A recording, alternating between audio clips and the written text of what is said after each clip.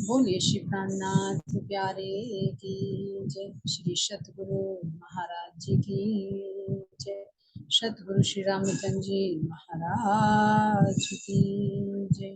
तीनों पुरी धाम की जय। श्री जुगलदास जी महाराज की जय। सर्व सुंदर साथ की जय। प्रथम लागू दो चरण को धनिये ने छुड़ायो छिन लाख लाले मेरे जीव के जीवन इन पाँव तले पड़ी रहूं धनी नजर खोलो बात पलन वालों मेरे जीव के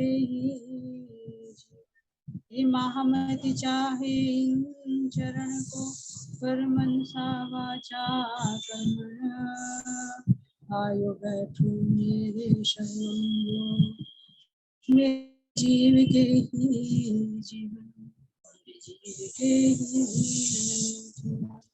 बोले श्री प्राणनाथ प्यारे की जय। हम के की जय। तो सुंदर साथ जी, अब हम अपने परमधाम की लीला में रमण करते हैं। तो जुगलदास जी महाराज जी कहाँ का वर्णन कर रही है? पांचवी भूमिका की शयन। तो शयन लीला का कल बताया कि शयन लीला क्या है। भले ही यहाँ की भांति शब्दों में वर्णन किया गया है, लेकिन इससे बिल्कुल अलग है। चाहे वहां के सूर्य का वर्णन किया गया है, चाहे चंद्रमा का वर्णन किया गया है, चाहे दिन और रात का वर्णन किया गया, चाहे ऋतुओं का वर्णन किया गया है, लेकिन इससे वो अलग है, भिन्न है। तो शयन लीला का वर्णन करते करते महाराज जी बता रहे हैं कि जैसा सुख हम रूहें अपने मंदिरों में लेते हैं, कैसा लेते हैं, जैसी हमारी श्री श्याम जी। क्यों? क्योंकि इस स्थिति में क्या है, मार्फत की स्थिति है जिसमें हम सब एक रूप होकर उस चेतना में लीन हो जाते हैं। तो अब ये सुख सबको प्राप्त होता है क्योंकि अद्वैत की भूमि है। तो जो सुख श्यामा जी को मिल रहा है वही सुख हम लोगों को मिल रहा है। जो सुख हमें मिल रहा है वो खूब खुशहाली को, पेड़ पौधों को, जल को, थल को, यानी जर्रे जर्रे को वो आनंद की प्राप्ति हो रही है। अगर ये कहे कि हमें वो सुख मिल रहा है, पशु पक्षियों को, पेड़ पौधों को नहीं मिल रहा, तो क्या हुआ? वो द्वैत। लेकिन परम धाम क्या है? अद्वैत। तो वो ही सुख सबको मिल रहा है। इसी तरह से अक्षर ब्रह्म अपने धाम में जो है तो वो भी उस रस में लीन होता है, लेकिन उसको भी पता नहीं होता। ऑटोमेटिक वो रस उसके अंदर भी प्रवाहित होता रहता है, लेकिन पता नहीं, जैसे हमें नहीं पता। तो इसीलिए जब वो लीला करता है, अपनी जागृति ज्ञान से लीला करता है, तो कौन सी लीला करता है? बाल लीला। तो इसीलिए कहा कि स्वरूप एक और लीला दो। तो अब आगे वर्णन करते हैं महाराज जी क्या कह रहे हैं कि हमेशा 8 प्रहर 64 घड़ी इन विध से वर्तमान होत रहते, यानी जो रस से ओतप्रोत होते हैं मार्फत की स्थिति से, वो 8 प्रहर 64 घड़ी, यानी कभी घनीभूत में और कभी द्रव्य है आनंद। श्री रंग भवन से बाहर परम धाम में अनंत कोट हवेलियां। अब उसको ध्यान दो कि अनंत कोट हवेलियां क्या है। सागर क्या है, जो सुबह भी बताया कि वे सागर क्या है, वे हवेलियां कैसे बनती हैं, हवेली के अंदर महल क्या है, महल के अंदर मंदिर क्या है, मंदिर के अंदर ये कोठरियां क्या है। तो ये सब क्या बनती है? रूह के अंतःकरणों से ही जब वो विस्तार फैलता है, गुणों का विस्तार फैलता है, तो वो क्या है? उससे हवेलियां बनती हैं। जो उस ज्ञान का जो रस है, अनुभूति है, वो सागर यानी जल बनता है।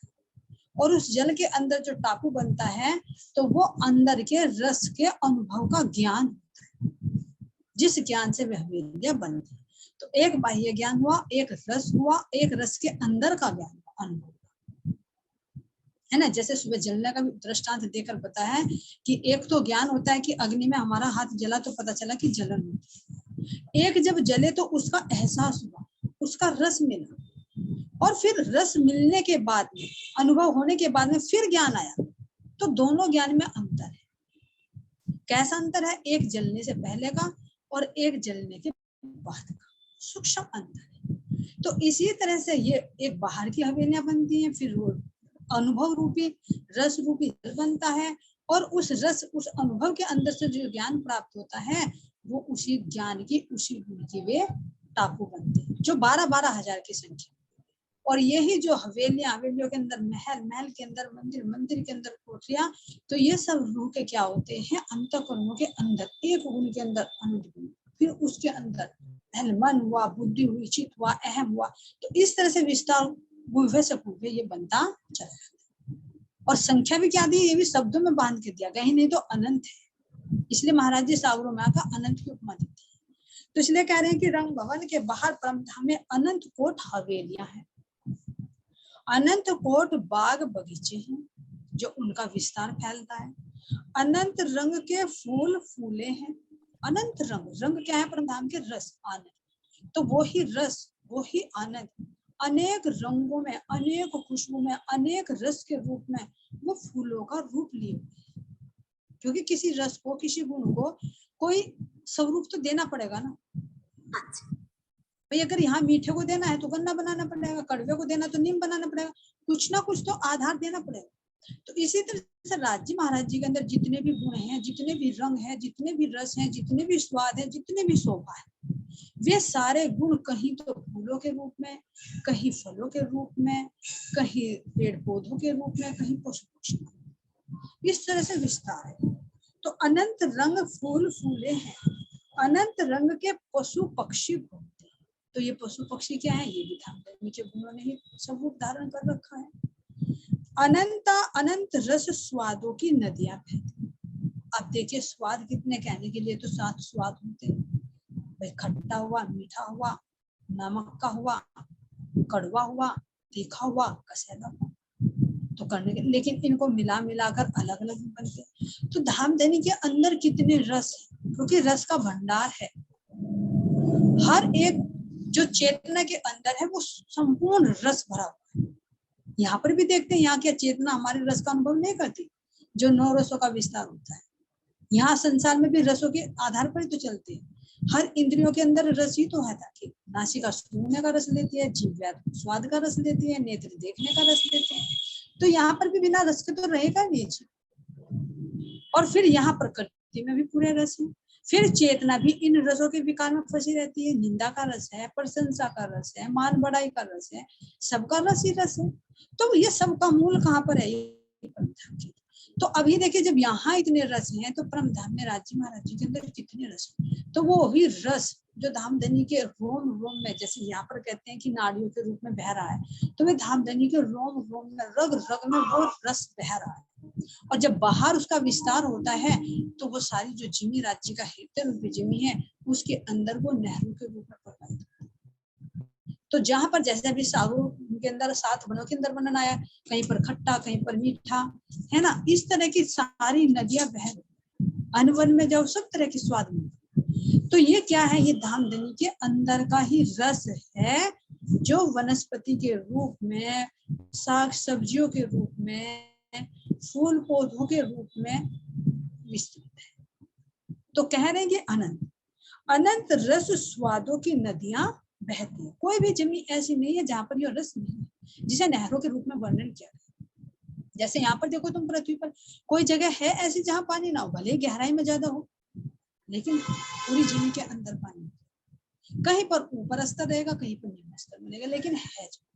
तो परम धाम के अंदर कौन सी ऐसी जगह जहां पर जल नहीं, हर जगह जल, तो वो जल क्या है, धामधनी के अंदर का रस। तो अनंत रस स्वादों की नदियां बहती हैं, अनंत ताल, कुंड, भोज, कूप और बाग, अनंत तरह के ताल। पुखराज की तलहटी में देखो, भोज गोचर ताल को देखो, कुंज निकुंज के अंदर ताल को देखो, 24 के महल के अंदर देखो, मानिक पहाड़ के अंदर देखो, जिसको महानदी की उपमा दी गई है ना, पूरे के पूरे जो में देख लो जाकर तुम, अपने जो जवेरों की नहरें आती हैं, वन की मोहलाते आती है, उनके अंदर भी, सागरों के अंदर। तो यानी अनंत तरह के, कहीं पे ताल है तो कहीं पर कुंड है जो बड़ा हो जाता है, कहीं पर होज है उससे भी बड़ा, और कहीं पर क्या कह रहे हैं, कुआं, कुएं की भांति हो जाता है, और कहीं कहीं पर बाप, यानी जहां पर छोटे छोटे से कम कम जल होता है। तो अलग तरह के, यानी जिस तरह से चाहिए, जितना जहां पर विस्तार चाहिए, वहां उतनी ही मात्रा में वो जल विद्यमान, जल कह रहे कि यानी वो रस विद्यमान होता है, जहां जिसको जैसा चाहिए। अब देखिए होज कोसर का हमारा ताल है वो कितना बड़ा है, और उनको देखेंगे तो हमारे छोटे छोटे हैं जो कुंज और निकुंज के हैं।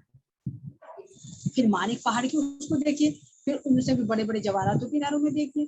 तुम होज कोसर ताल पे चले जाओ, नीचे की तलहटी में कितने बड़े बड़े ताल हैं। 48 बंगलों में चले जाओ, वहां पे कितने बड़े ताल हैं।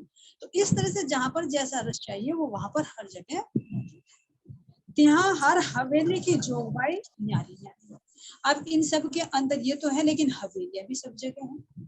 कहीं पर पेड़ पौधों की बनी हुई है जैसे कुंज निकुंज में, कहीं पर जैसे हमारे रंग महल है, रंग महल के अंदर वो रत्नों की बने हुए हैं, है ना। तो इस तरह से जैसी जोगबाई है वैसी वहां पर हवेलियां। हर हवेली में कोटान कोट बगीचे हैं, वन तो है। हर हवेली में कोटान कोट थम, कोटान कोट खंड और भूमि।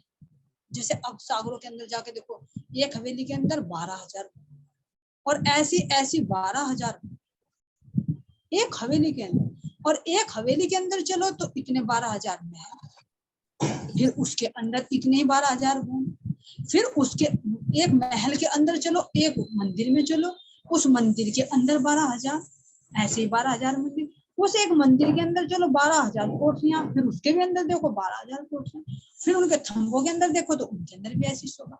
तो क्या बता रहे, यानी एक के अंदर सर्व कुछ।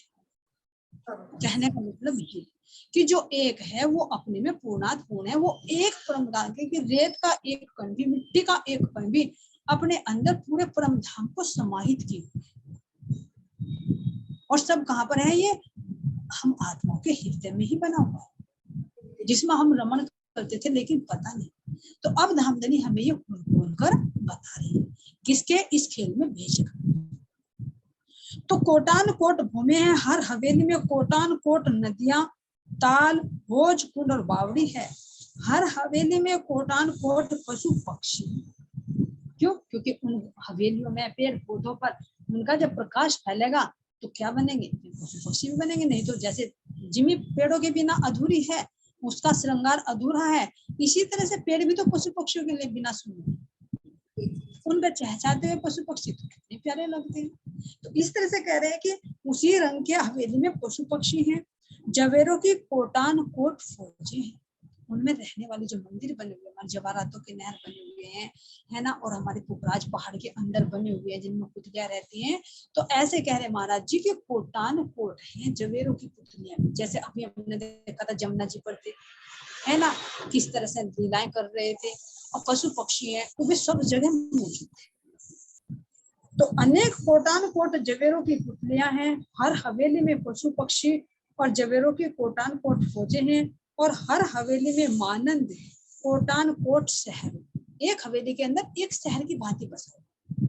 जैसे अभी बताया ना कि मान लीजिए एक हवेली है, एक हवेली के अंदर 12,000 मंदिर है, तो उसे 1,000 मंदिर के अंदर जाकर देखिए तो उसके अंदर तो पूरे 12,000 फिर कोठरियां, 12,000 मंदिर, पूरा एक हवेली के अंदर ही पूरा शहर सा बन गया ना, जैसे एक कॉलोनी सी बन जाती है इस तरह से। और कैसे कह रहे हैं, अनंत विस्तार वाली, जिसका पार नहीं पाया जा सकता। तो इसलिए कह रहे कि मानिंद कोटान कोट शहरों, लस करो इकट्ठे गुल चोहो, चांद शोर शराब। हर जगह चहल पहल है, जहां देखो वहां पर वो आनंद की लीलाएं, सब जगह वो आनंद ही आनंद बरस रहा है, अनंत तरह की लीलाएं हो रही है ना।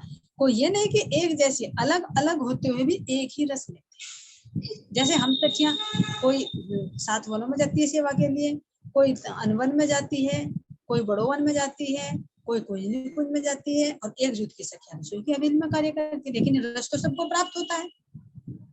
इसी तरह से पशु पक्षी, जवेरों की पुतलियां, पेड़ पौधे जितने भी हैं, भले ही अलग अलग लीला कर रहे हैं, कोई खेल रहा हो, कोई गा रहा हो, कोई नाच रहा हो, कोई गुलाटियां खा रहा हो, कोई सो रहा हो, लेकिन सब उसी रस में है।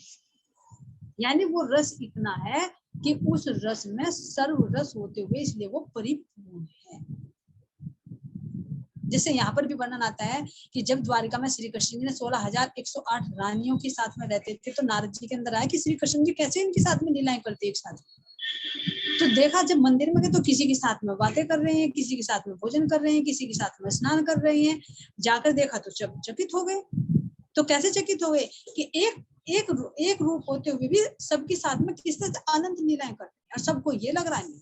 तो जब काल माया के ब्रह्मांड में ऐसा हो सकता है और हमारे ब्रज के अंदर हमने देखा, अपने रास के अंदर हमने देखा कि अलग अलग लीला करते हुए भी रांची धामधनी हमारे साथ थे, वही आनंद मिल रहा था। किसी के साथ में बाहें डाल रखी है, किसी के साथ में मीठी मीठी बातें कर रहे हैं, किसी के साथ में लुका छिपी खेल रहे हैं। तो परम धाम में क्या असंभव? तो जो जैसी लीला में मग्न है उसको ऐसी ही लीला में धाम देने का वो रस प्राप्त हो रहा है। तो क्या कह रही है, इन वेद से सकल हवेलियों में और सकल परम धाम, सकल हवेलियां जितनी भी है और सकल परम धाम में पूर्ण आवादान की है, यानी पूरा वो ही चहल पहल, वो ही रस की भंडार लीलाओं से उत्पन्न, सर्व को पूर्ण सुख और पूर्ण इश्क, सबके अंदर में पूर्णार्थ पूर्ण सुख और पूर्णार्थ पूर्ण इश्क, कमी नहीं है इसकी। सब पूर्ण चैतन्य, पूर्ण जागृत और पूर्ण ज्ञान। आगे पीछे जो वर्णन आता है कि पशु तो यहाँ जानवर तो इसलिए कहा गया कि कह देते हैं कि कोई मंद बुद्धि का, तू जानवर की बुद्धि ले रहा है क्या, यानी मंद बुद्धि। लेकिन परम धाम के जानवर ऐसे नहीं है। जानवर तो कह रहे महाराज जी, कहा कहते हुए भी जीव होती है कि वे जो धामधनी का स्वरूप है, गुणों से ओतप्रोत है, तो उनको जानवर कैसे पूछे तो क्या कहे कि जब मेरे वर हैं, मेरे धाम के धनी, उनकी जान है ना। तो जितने भी गुण धाम धनी के अंदर है इतने ही उनके अंदर है। तो वे क्या है, यहाँ की तरह अज्ञानी नहीं है। क्या कह रहे हैं कि सब पूर्ण है, हर तरह से परिपूर्ण, सब चेतन है, जड़ नहीं, और पूर्ण जागृत है और पूर्ण ज्ञान। तभी तो तरह तरह की कलाएं आती है, तभी तो तरह तरह के पशु पक्षी भाषाएं बोल बोल कर दिखाते हैं। जैसे हम उन पशु पक्षियों की भाषाएं बोलते हैं, ऐसे पशु पक्षी हमारी सबकी भाषाएं मीठी मीठी बोलते। तो कह रहे हैं कि वे पूर्ण जागृत हैं और पूर्ण ज्ञानी है। कैसे जागृत हैं? इश्क के माध्यम, इश्क से पूर्ण जागृत। और अब कैसे कर रहे हैं? अब पूर्ण ज्ञानी भी बना रहे हैं। जैसे धामधनी अब हमें बना रहे, तो ये प्रकाश उनके अंदर भी तो जाएगा, उनको भी तो अनुभव होगा। और पूर्ण अभंग ध्यान, पूर्ण अभंग ध्यान है। अभंग का मतलब कभी ना भंग होने वाला अखंड। कैसे है वे? ध्यानी है। ध्यान कैसे कहा जाए? जो एक टक धामधनी पर ही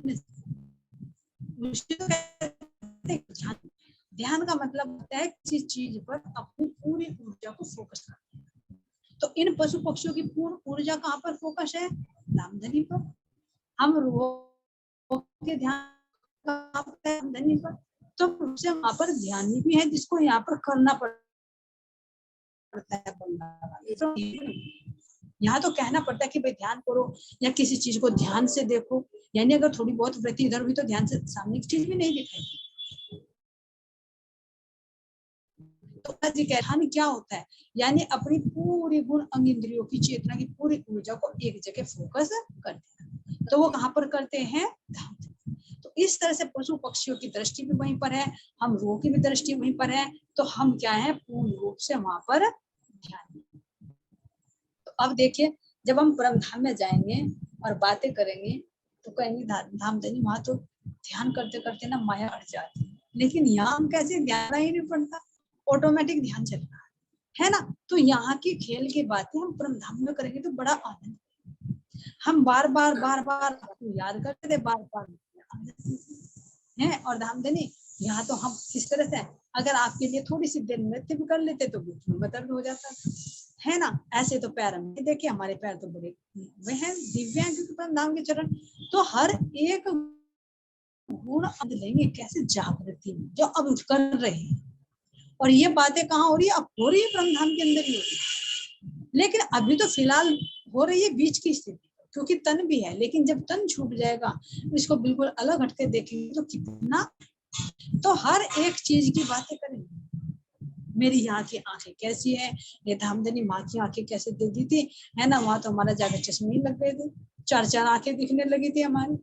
यहाँ के हमारे मित्र कैसे हैं कि सब कुछ आर पार नजर आता है ना। हमारे दिव्य गले कैसे हैं, हम तेरा गुणगान ही करते रहते हैं। वहां ऐसे देते कि ये टूटे फूटे अंग सारे, है ना। कानों पे मशीन, आंख पे भी चश्मे, है ना, न दांत भी नकली, आंख भी नकली, सब कुछ कितना।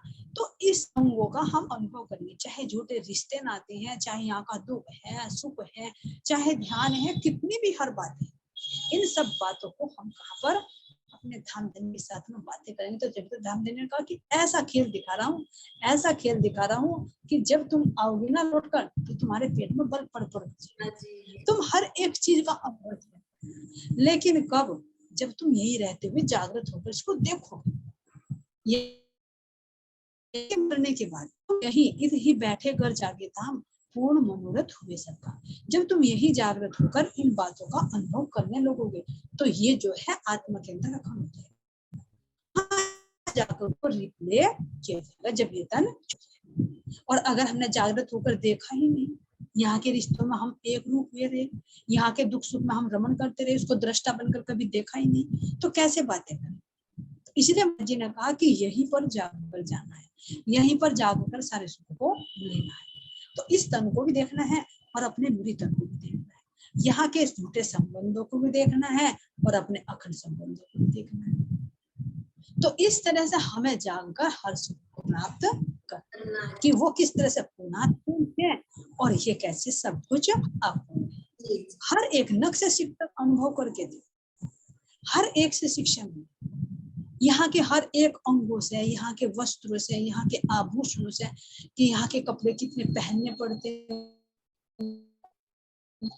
हैं, धोती करो, सिलाई करो, कितने झमेला जुड़ता है। इतनी बार तो अपने परम धाम का ध्यान करे तो ये समय भी इसमें कितना व्यर्थ चला जाता है।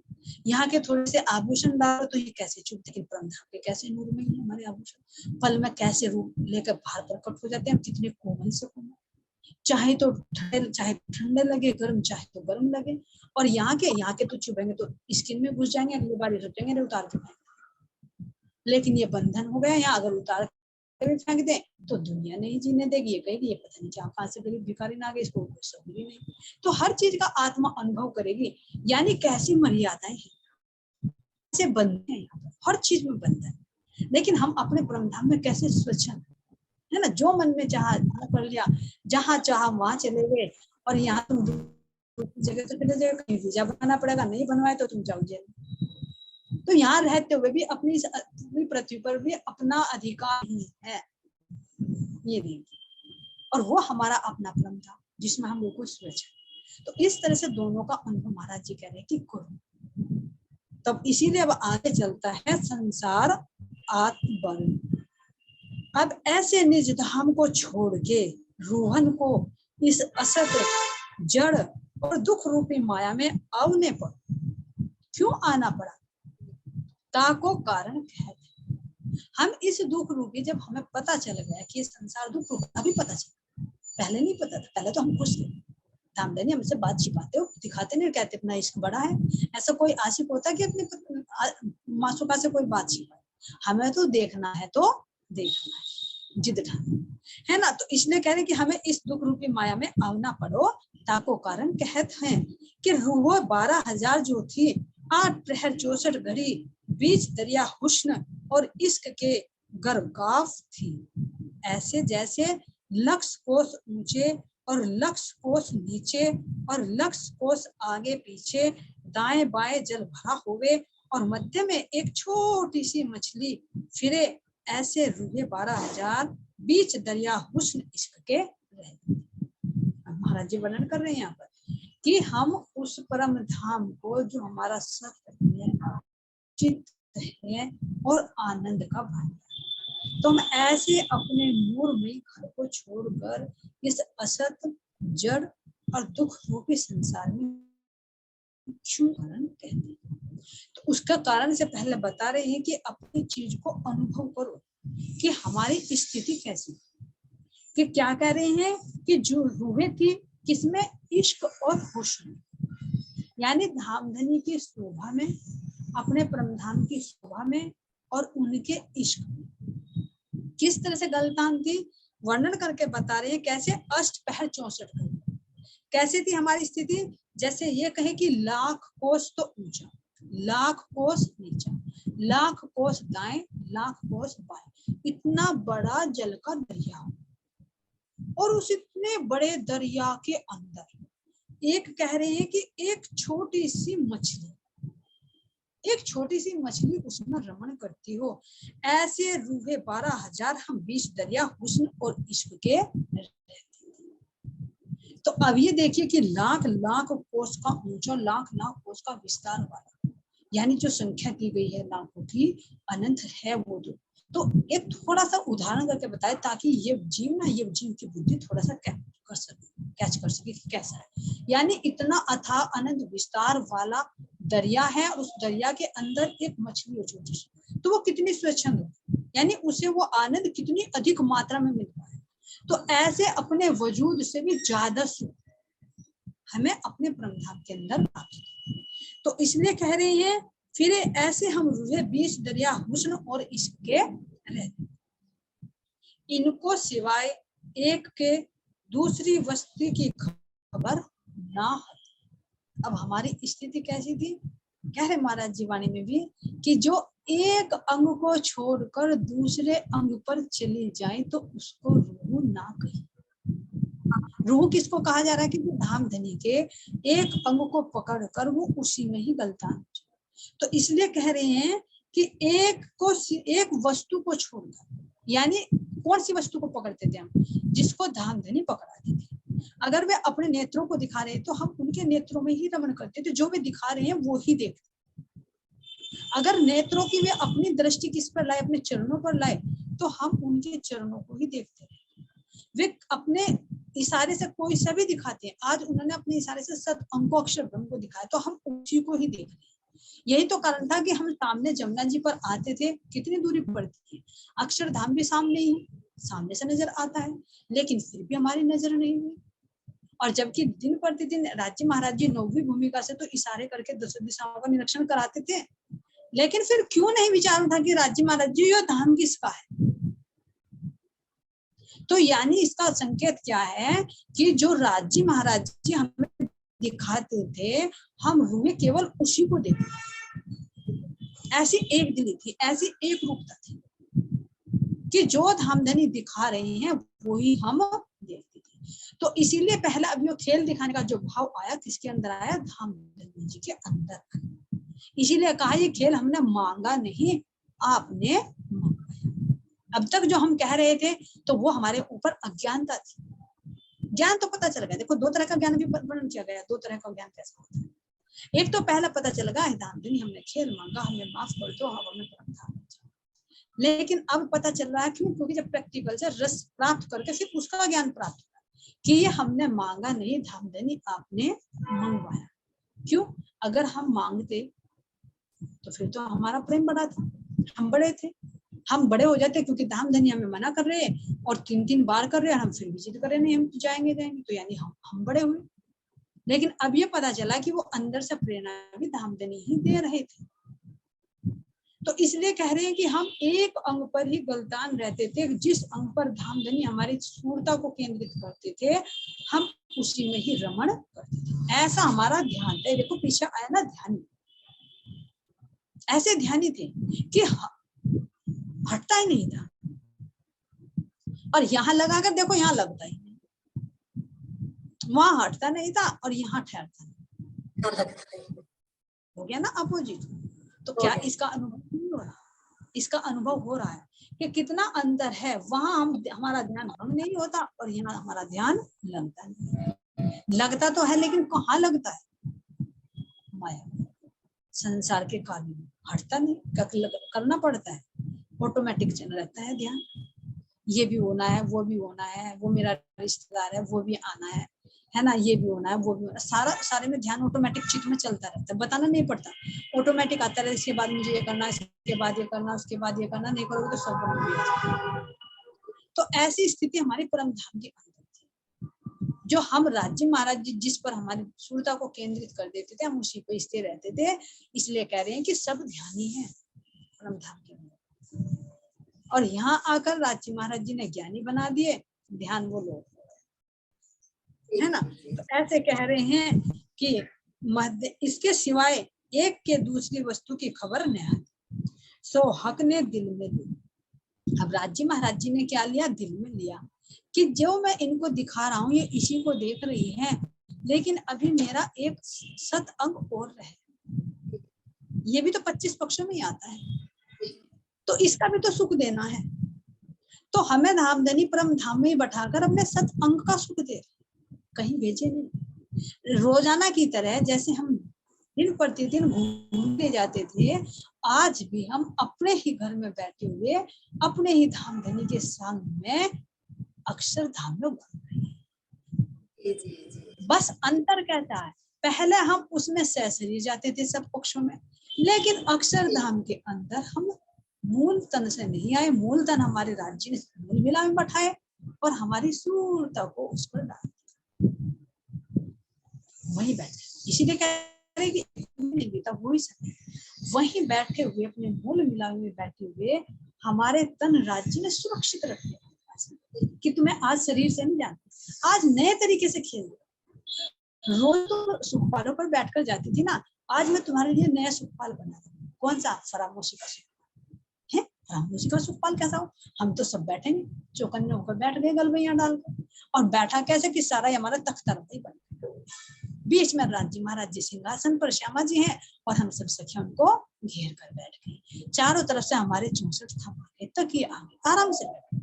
अब इस मोल मिलावे के अंदर मैं तुम्हारे फरामोशी का सुखपाल बना रहा हूँ, रहोगे ही एक नया तरीके, तो तभी तो अंदर इच्छा हुई, अरे नए तरीके से बोल तो जाते थे, आज कैसे जाएंगे? अब तक तो हमने देखा नहीं था अक्षरधाम ये कौन सा है, और नया खेल देखना, रोज तो रस का लेते थे, आज तो दुख सुख का सुख लेना है। तो कितना उमंग, हम लोग को कितना उमंग हमारे अंदर, क्योंकि राज्य महाराज जी ने पहले चढ़ा दिया ना, आज नया खेल दिखाऊंगा और है मेरा दुख सुख का है। रोज तो तुम मेरे साथ रहोगी, मुझे याद रखो थी, अब ऐसा खेल दिखाऊंगा, मेरे पास रहोगी लेकिन मुझे पहचान नहीं। अब हम तो अपने परम धाम पे रखेंगे।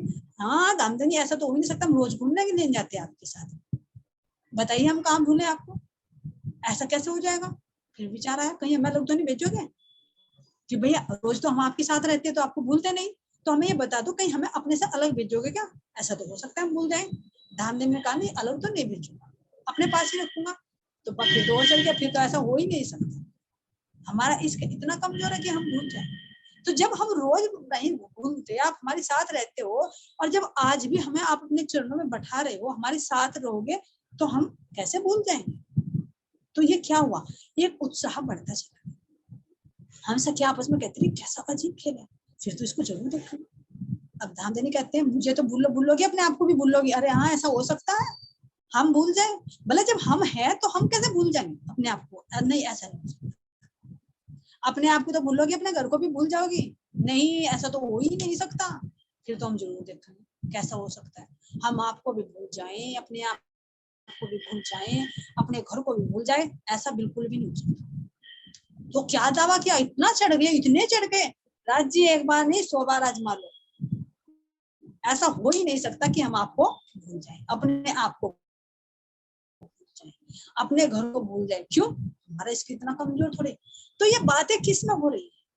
जब हमारे अंदर वो इश्क सरोवर है, नक्श सिकतक उस रस में, और वो रस, वो इश्क का जोश किसका दिया हुआ था? धामधनी का। वही तो शब्दों के माध्यम से चढ़ा रहे थे, वही तो इश्क को उभार रहे थे। चढ़ा दे चने के पेड़ पे चढ़ जाओ, बैठ गए हम सुखपाल में, कौन से? फरामोशी के सुखपाल, और बैठकर कहाँ देखने लगे? इसके। तो आज का विशेष दिन हम अपने मूल में ही बैठकर, वही धामधनी के चरणों में ही बैठकर, बस सूरता के माध्यम से इस खेल को हम देख रहे हैं। तो ये किसने दिखाया? धामधनी ने। और क्यों दिखाया, इसका वर्णन आगे। अब आगे क्या कह रही है कि इनको सिवाय दूसरी वस्तु की खबर ना। तो जो धामधनी दिखा रहे थे उसी वस्तु पर हमारी नजर थी, तो अब हमें क्या दिखा रही है? फरामोशी का खेल दिखा। तो अब हमारी सूरता कहाँ जा सकती है छोड़कर? कहीं नहीं जाएगी। जब हमारी नजर खुली हुई है मूल मिला, आंखें बंद नहीं है, हम कह रहे हैं कि सोए हुए भी नहीं।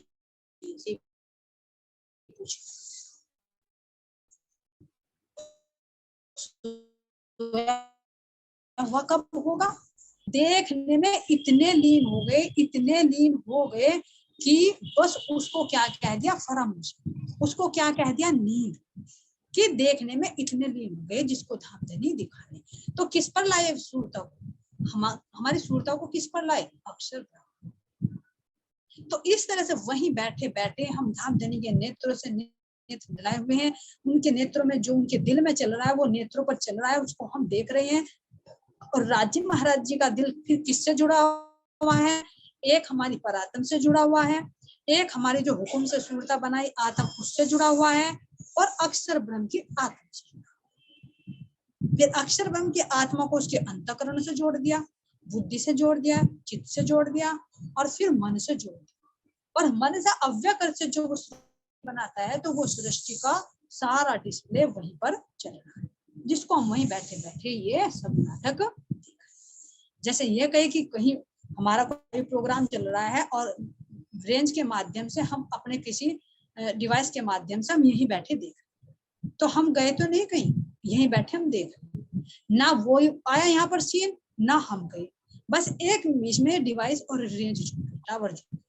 तो इसी तरह से ये अक्षर ब्रह्म जो कल बताया सूत्र, ये हमारा एक सूत्र बन गया, जो यहाँ की सूचना वहां और वहां की सूचना यहाँ दे रहा है, जो एक टावर का कार्य कर रहा है। तो इससे आगे का वर्णन राज्य महाराज जी के हुक्म से कर। बोलिए श्री प्राणनाथ प्यारे की जय, श्री सतगुरु महाराज जी की जय, श्री जुगलदास जी महाराज की जय, श्री पन्ना धाम की जय, सर्व सुंदर साथी की जय।